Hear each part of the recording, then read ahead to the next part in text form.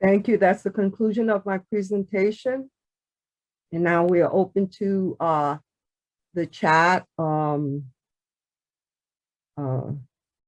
questions. I also mentioned that I'd like to have people write things in the chat that are a reflection of what they heard today, that I may benefit from what you have to contribute. As an Indigenous person, I believe more in participation. So I'm looking at the chat to see if there's any Q&A. It's under Q&A. Yeah. Well, we'll need to give people a little bit of time to type things. And thank you so much, Nadema, for this marvelous presentation. I particularly love your artwork and how you've provided an artistic interpretation of so many symbols within the Baha'i writings and things that are mentioned by Baha'u'lláh and Abdu'l-Baha. It was really quite fascinating, and the connections that you've made.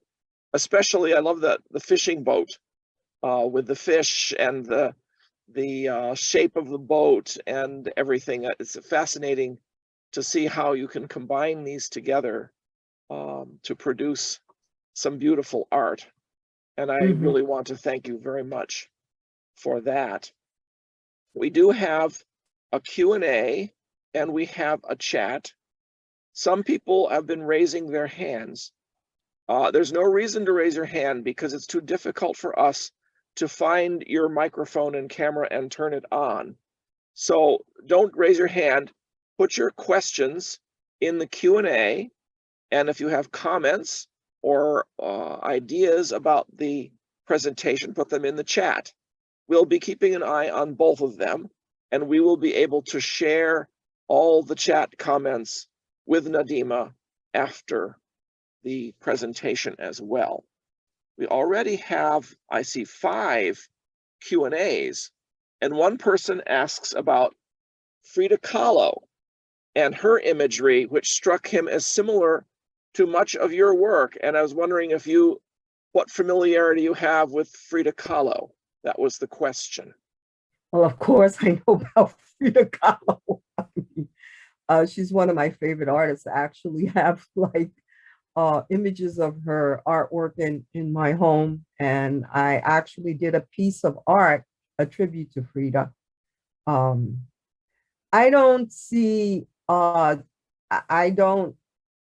Frida and I did different kind of work. But her work is very interesting. I thought her work was very interesting. I don't see the similarity between my work and her work, but her work she's one of my favorite artists. I think what I love about her work is that she makes that connection with her indigenous roots.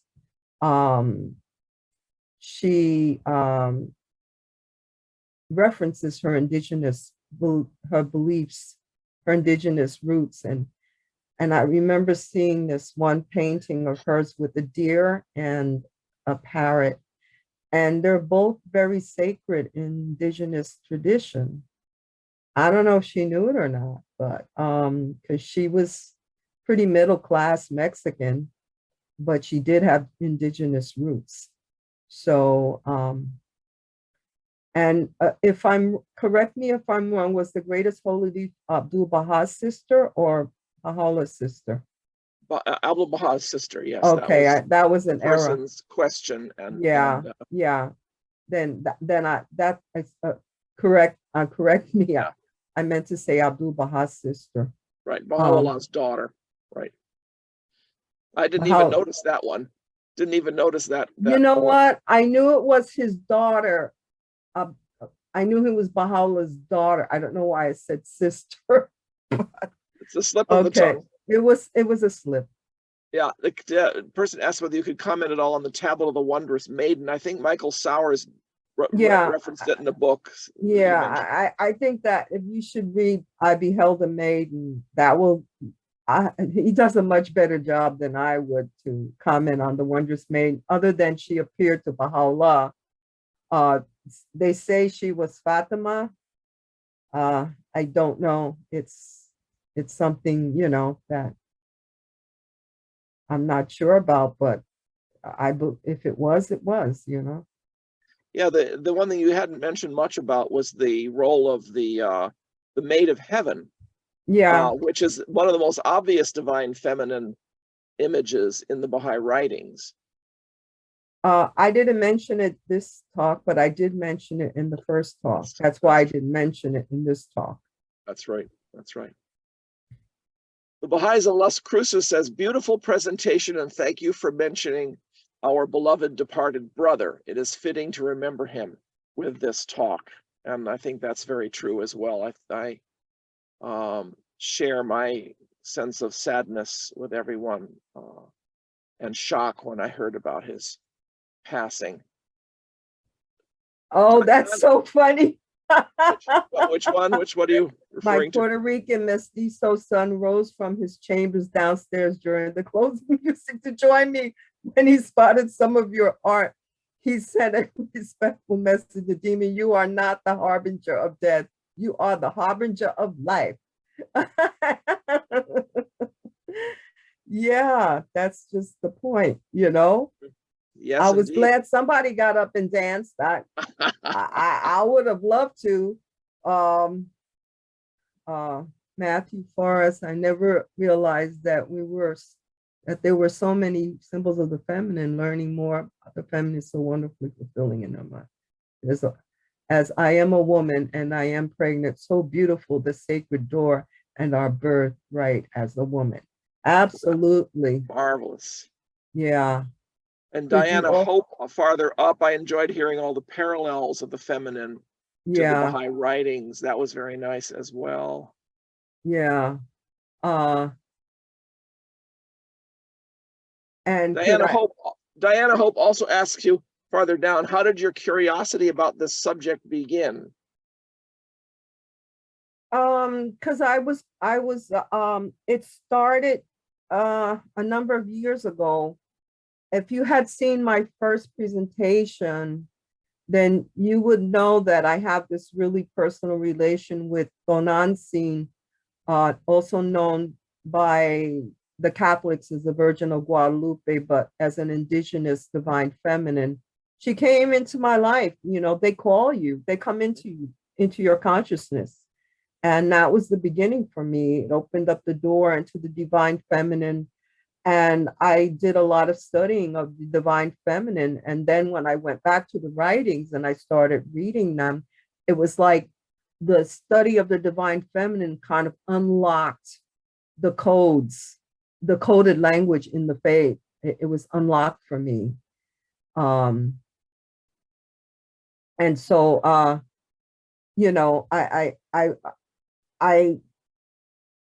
the tablet of the ancient mariner, for me it's all a metaphor of the earth, the feminine, the birth and the vehicle,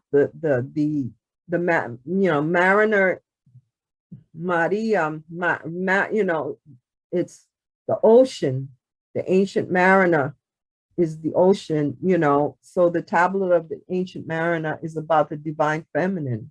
That's all. I basically said what I possibly could say about all of this stuff today. But if you want to, read the tablet of the ancient mariner, you should do that. And then, you can think about what I said today and then reflect on it. And then Rebecca Oswald. Yeah.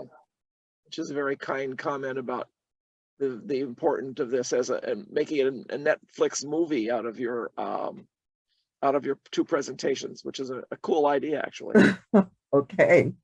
We'll have to make sure we have links, but with one to the other. Once we have, we'll be sure to put up a link in this #2 on the webpage about this talk. We'll put a link in for the first one also, so people can so connect back and forth. if you want to see the first one, yeah, I know she says she's Cherokee. Share. Yeah, I don't know that she is culturally Cherokee, but she claims to have Cherokee ancestry. And basically in the indigenous community, you call yourself a Cherokee when you know your culture and your language and your ceremonies and your traditions. An anonymous attendee wrote, I enjoyed your presentation, especially about the Asian divinity, which transitioned from male to female. I also have heard of Amerindian people respect the idea of a person who has two spirits. Can you speak about the intersection of the sacred feminine and the two-spirited? Transitioned or non-gendered soul. I'm not qualified to speak about two-spirited people, but I do remember growing up in American society, where two-spirited people were treated badly. And in our native tradition, we don't treat two-spirited people badly. We respect the fact that they have two sides to them.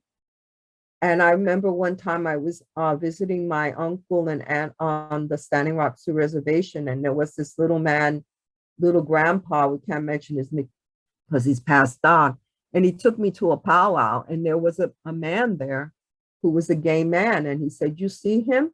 And I said, yeah. He says, he's got two spirits. He's a man and a woman. So, in traditional culture, there's many roles for two-spirited people. But in the Lakota tradition, we have the Winkte. The Winkte is a sacred person, but that person doesn't have any kind of, that person, it has to be celibate. And that person is sacred and has sacred gifts and rights, but that person has to be celibate. That's all I can tell you about, that.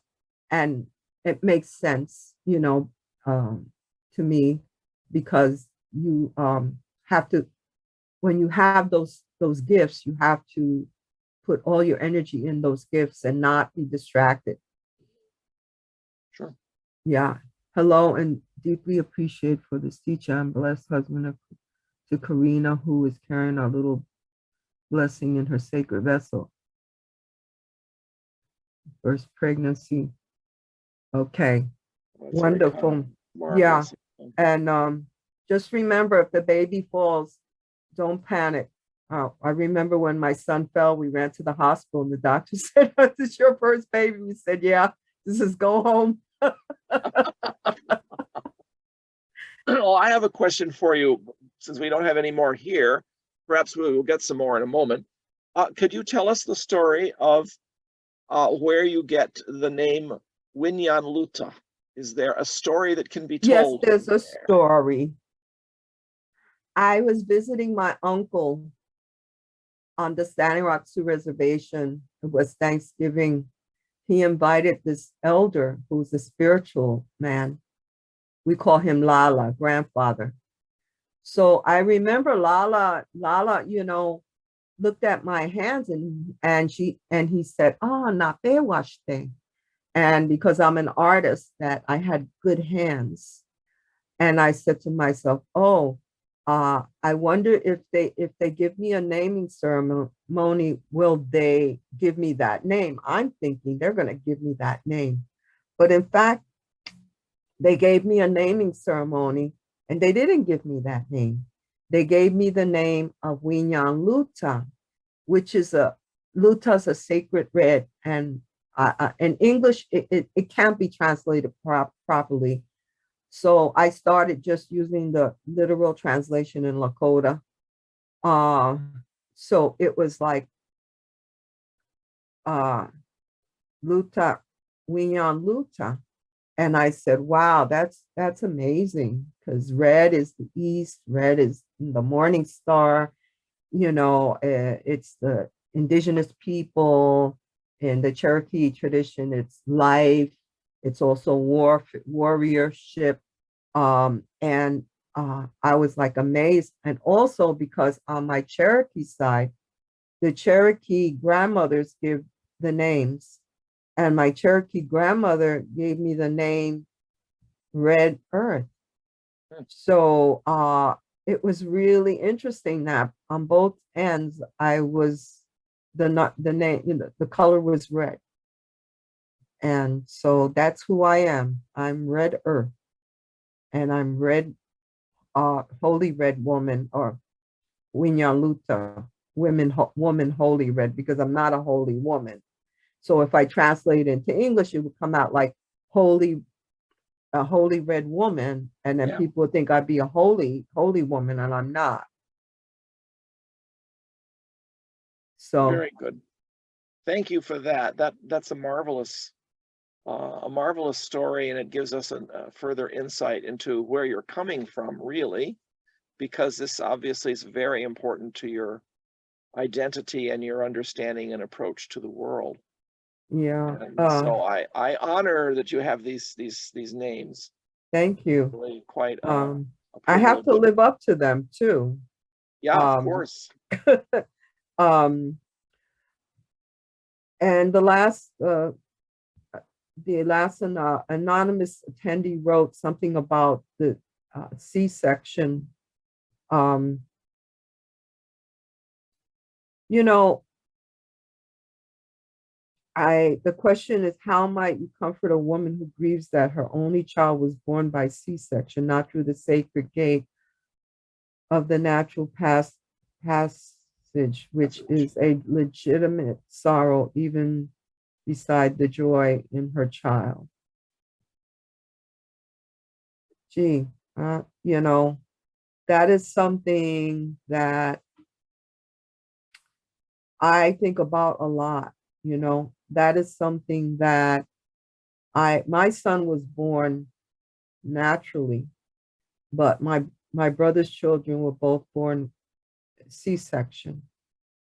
And I have, you know, I'm not a divine interpreter, you know, so I wouldn't know whether or not I'm sure that they would be considered just as blessed as a child who came through the that part, the sacred door. I think more of it as a metaphor than an organ. If you think of it as an organ, it's an organ, but for me, when I use it in my talks, I use it as a metaphor.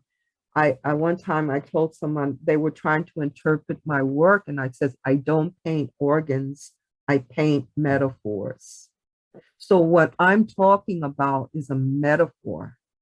So it should not be taken literally as, you know, that that child has to be born through that sacred door. Yeah. It's the situation demands that a C-section. Then, you know, if it's a choice of life and death, the child has to come out the side, the C-section. Yeah. And that's a door. That incision is a door into this world. Yeah. Except it's not coming out the way it usually does. So I would think that was like a man-made door, you know, so the divine door, yeah, instead of divine door. But that's the world. Men try to change the destiny of human beings all the time, so, and affect the destiny. We have one or two other questions. One person asks about your tribe. You've mentioned Lakota and you've mentioned Cherokee. Okay. Lakota on my father's side, and also on my father's side, I'm Powhatan from Virginia. My father's mother's people, on her dad's side, were from Virginia. They were Powhatan people. People from the Powhatan Confederacy. Powhatan was Pocahontas's father. and he had a great confederacy of 28 tribes, but then it dwindled down to 5 tribes.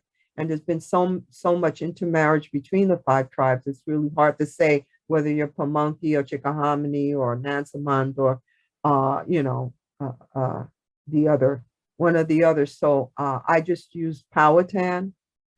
And then on my mother's side, Eastern Cherokee, on my mom's side, Lakota, which for many of you may or not know, are Western Sioux, part of the Great Sioux Nation. Thank you. Yeah, the person in the Lakota tradition and many Native traditions, when a person passes, you don't call their name because then you're calling them here. And in the Cherokee tradition, you have like a time where you cannot say their name, but then after a certain time, you can say their name. In the Lakota tradition, as far as I know, you're not supposed to ever say their name. That's the tradition of the Lakota and the Cherokee that I know of. I don't know all the traditions. Well, that was a good question from Thank you, Sohaila. Jack. From where? That was a good question from Sohaila, who asked that particular question. Yeah. I think we're just about at the point where we can wrap up now. And yeah. I should very quickly share my screen one more time. So if you will indulge me a second here, I will, how does this work? Hold on. Do this. And I need to go to my last slide here. Just very quickly to mention to everyone some upcoming events. We have 2 more talks in the month of January, and I assume you can see the slide showing the webinars, Advancing Global Coordination in Dispute. There should be a P there, Resolution Institutions. And then God Summons Europe Part 2, Bahá'u'lláh's Proclamation to 3 other powerful rulers, which will focus on January 29th on the tablet to Pope Pius IX.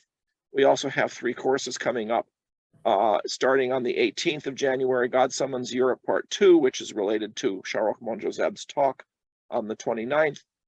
Gifts of the Spirit, the spiritual practice of creative writing, which will help people to develop their talents as creative writers, relating their writing to the faith. And then we have a course on February 1st on interfaith dialogue and collaboration.